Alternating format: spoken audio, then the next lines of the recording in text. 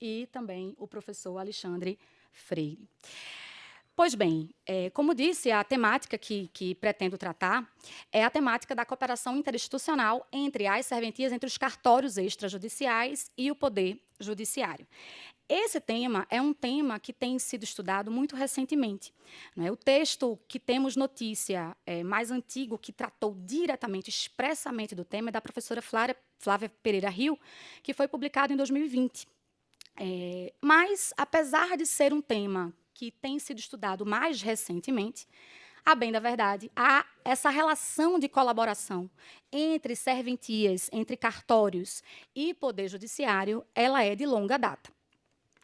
Vou aqui mencionar alguns procedimentos que evidenciam uma espécie de compartilhamento de atribuições, de competências que já existe há muito tempo entre cartórios, Poder Judiciário, inclusive Ministério Público também. O primeiro exemplo que quero fazer referência é lá no CPC de 39. Né, já havia um procedimento integrado de atuação entre serventias e judiciário na instituição do bem de família. O casamento, embora seja um procedimento muito simples, mas é um exemplo também bastante antigo, em que há uma atuação integrada entre órgão judicial, serventia e Ministério Público. Não é? Até bem pouco tempo, nós tínhamos a necessidade de parecer do Ministério Público no processo de habilitação e homologação judicial. Em 2009, foi retirada a exigência de participação do juiz e, ano passado, né, com a Lei 14.382, foi excluída a participação também do Ministério Público, o procedimento foi integralmente desjudicializado. Mas é um exemplo dessa atuação integrada, ou seja, de procedimentos que começam na serventia, vão ao Ministério Público, vão ao Judiciário e retornam à serventia, sem necessidade da propositura de uma ação judicial. Mas não paramos por aí nos exemplos.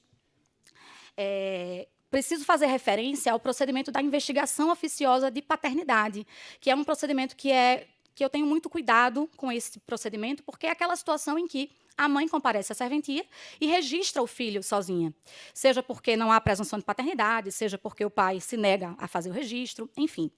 Então, ela tem a opção, prevista na Lei 8.560 e também no provimento 16 do CNJ, de fazer a indicação do suposto genitor, e aí a serventia, o cartório, autua esse processo, autua esse procedimento e encaminha, mais uma vez, diretamente para o órgão judicial. Chegando esse procedimento no órgão judicial, um procedimento de jurisdição voluntária, o juiz deverá ouvir a genitora, promover, determinar a notificação do suposto genitor. Se ele confirma a paternidade, volta para a serventia para a gente averbar o nome desse genitor. Se ele não responde ou se ele nega, então o procedimento é encaminhado para o Ministério Público ou para a Defensoria Pública para a propositura da ação de investigação de paternidade respectiva. Por que me chama a atenção esse procedimento? Porque é um procedimento que, na prática, eu percebi a possibilidade da cooperação interinstitucional entre serventias e judiciário. Por quê? Porque não há nenhuma necessidade desse procedimento ir para o judiciário antes do ato de decisão. Essa oitiva da genitora, a oitiva, a notificação do suposto genitor, podem acontecer no ambiente da própria serventia. E havia previsão nesse sentido no Código de Normas do Rio de Janeiro. Infelizmente, no novo código que entrou em vigor recentemente, foi excluída essa possibilidade. E nós estamos, inclusive, tentando construir essa possibilidade através de ato concertado em Pernambuco, para permitir que essa oitiva da genitora ocorra no ambiente da serventia e que também a oitiva do genitor ali ocorra. E aí, encerrado esse processo de oitiva, você encaminha para o MP para parecer, depois para a decisão do juiz, e volta para a serventia para a gente fazer a averbação do nome desse genitor. Também não posso deixar de mencionar o reconhecimento da filiação socioafetiva. O reconhecimento da filiação socioafetiva também encontra a previsão em provimento do Conselho Nacional de Justiça, provimento 63, depois alterado pelo 83, e aí a cooperação ela é entre serventias e Ministério Público. Na verdade, nós entendemos, inclusive, que só há necessidade de participação do Ministério Público pela leitura dos considerandos do provimento 83 e pelo próprio conteúdo do processo que deu ensejo ao provimento 83, que só há necessidade de manifestação do Ministério Público quando o procedimento envolver incapazes. Inclusive, nós fizemos, né, informalmente, também ato de cooperação com a promotoria vinculada à minha serventia, a serventia que titularizo, para que não haja a manifestação do Ministério Público nos procedimentos que envolvam pessoas maiores e capazes. Né? E isso tem funcionado muito bem na serventia que titularizo. Então, nesse procedimento, se o procedimento envolver menores entre 12 e 18 anos, aí obrigatoriamente deve ser encaminhado para o Ministério Público para parecer, e nós só podemos fazer a averbação da filiação socioafetiva se o parecer for favorável. Então, o procedimento ele tramita todo na serventia. O pedido, produção eventual de provas, colheita de depoimentos, nós tomamos declarações no ambiente da serventia. E, em seguida, encaminhamos para o Ministério Público. E retorna, mais uma vez, o procedimento para a serventia, para a averbação ou não, porque se o parecer for negativo, nós não podemos fazer essa averbação. Finalmente, ainda como exemplo, queria falar da usucapião extrajudicial. O provimento que trata da usucapião extrajudicial do CNJ, o provimento 65, ele traz uma regra que é pouco tratada pela doutrina, inclusive, que menciona a possibilidade de, quando houver desistência do processo judicial, a parte optar pela via extrajudicial e haver o aproveitamento das provas produzidas na via judicial na via extrajudicial. Nós, inclusive tivemos um enunciado aprovado no sentido de que não apenas as provas podem ser aproveitadas, mas todos os atos processuais praticados na via judicial podem ser aproveitados na via extrajudicial. E, para não ser tão ousado, paramos por aí, mas entendemos que, inclusive, a recíproca é verdadeira.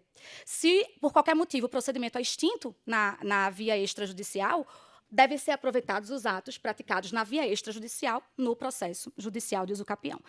Mas, na usucapião, temos ainda mais uma questão importante, foi uma alteração promovida pela Lei 14.382, que inseriu o parágrafo 10 no artigo 216-A da Lei de Registros Públicos. Por que esse artigo especificamente? Por que essa disposição?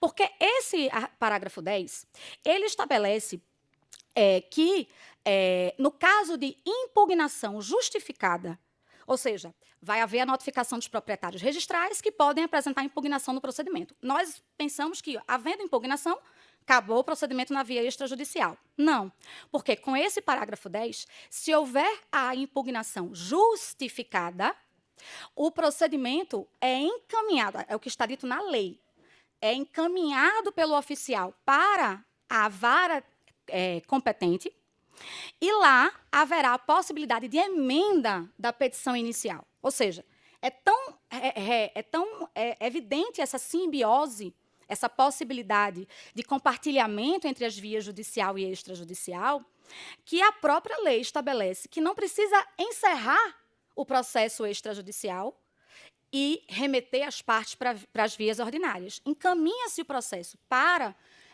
a vara, para o juízo competente, e lá, se a parte assim entender por bem, faz a emenda da petição inicial e o processo vai ter continuidade.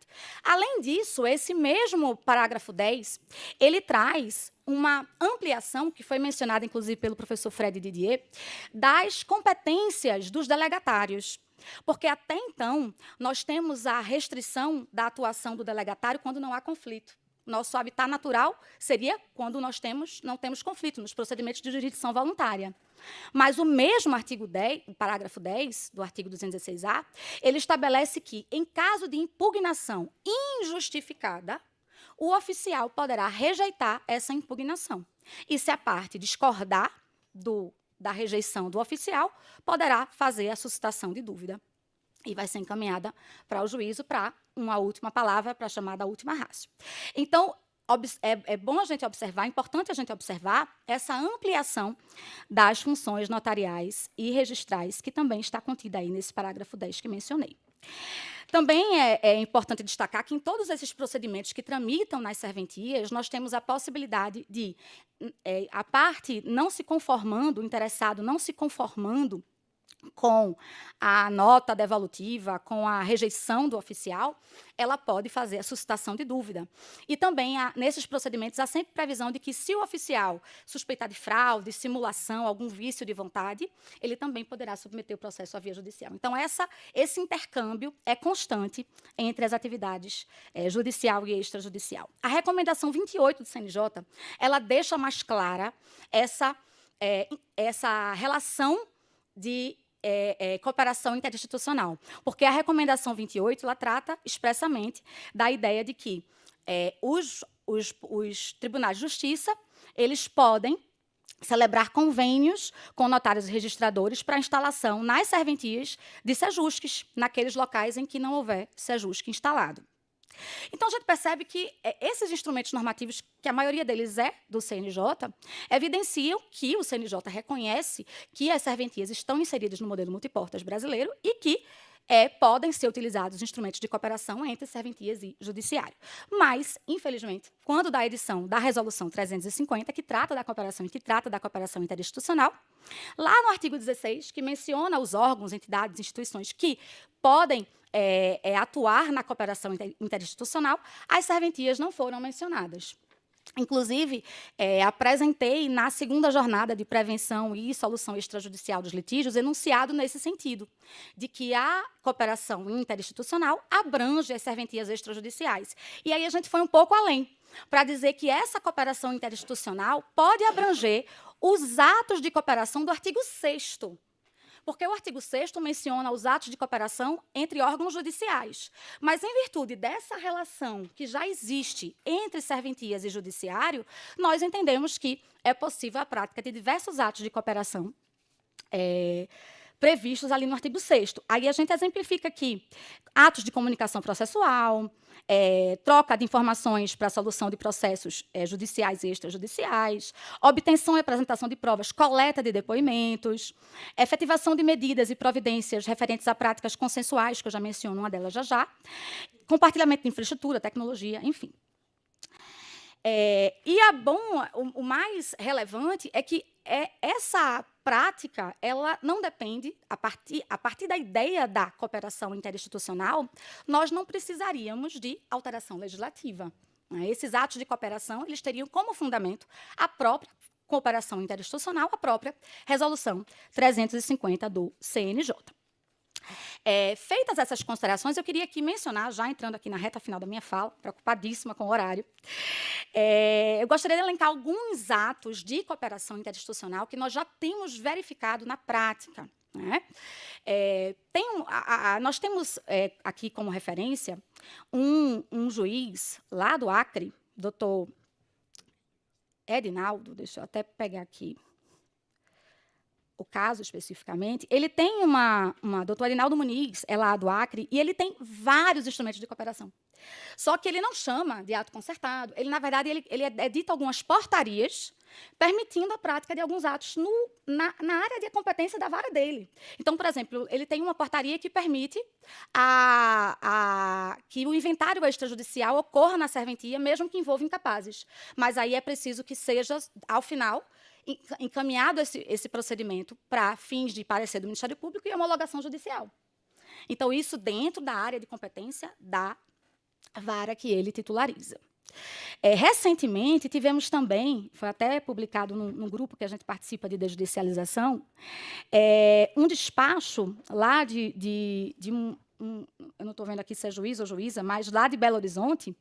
Vejam, o despacho. Intime-se as partes para analisarem a possibilidade da oitiva de pelo menos 2 testemunhas através de ata notarial, junto a um dos cartórios de nota dessa capital. Então, ao invés das testemunhas serem ouvidas em juízo, o juiz, através de um ato, é um ato de cooperação, só que ainda não é um ato. A grande questão é que nós ainda não temos, talvez pela falta de respaldo específico, direto, expresso, na Resolução 350, nós ainda estamos um pouco travados na elaboração desses atos de uma forma mais ampla.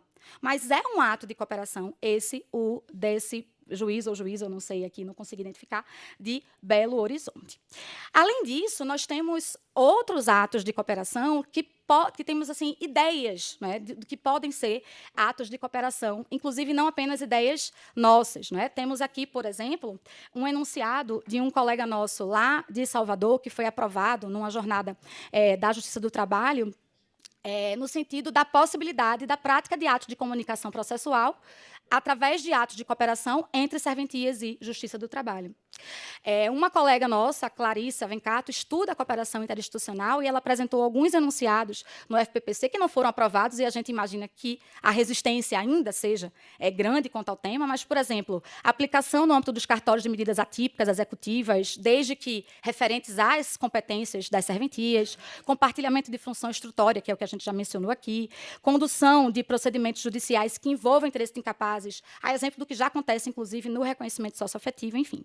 E aí, para encerrar, nós apresentamos, agora para a segunda jornada de Direito Processual Civil do CJF, um enunciado no seguinte sentido: a realização das audiências do artigo 334 e do artigo 695, que trata das ações de família, nas câmaras privadas de conciliação e mediação, podem ser realizadas nas serventias extrajudiciais. Vejam, tratam-se de audiências que, a rigor, devem ocorrer no ambiente judicial.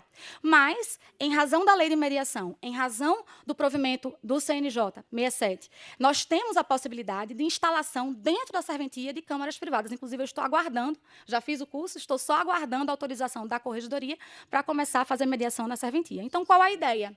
A ideia é a de que as audiências do 334, as audiências do 695 possam ocorrer no ambiente das serventias, desafogando as pautas dos sejusques das cidades de todos os estados. Lembrando que o próprio provimento do Conselho Nacional de Justiça e os provimentos estaduais que tratam do tema prevêem que há um percentual de gratuidade que nós devemos obedecer exatamente como contrapartida da prestação desse serviço, que é também um incremento, uma ampliação das nossas funções, né? Então, com isso, mas já que realmente finalizando, porque já passei aqui, já vi que passei um minutinho já do meu tempo, mas gostaria realmente de registrar que a cooperação interinstitucional entre serventias e Poder Judiciário, ela já é uma realidade, mas que precisa ser vista com melhores, né, com um olhar mais digamos, acolhedor. E inclusive, conselheiro Mauro, desembargador, nós estamos, inclusive, trabalhando numa proposta para ser enviada pela nossa associação, a ABEP, a Associação Brasileira Elas no Processo, no sentido de que seja efetivamente que sejam incluídas as serventias extrajudiciais no artigo 16 da Resolução 350, para viabilizar, para melhor fundamentar esses atos de cooperação que, se Deus quiser, vão acontecer em todo o país. Muito obrigada.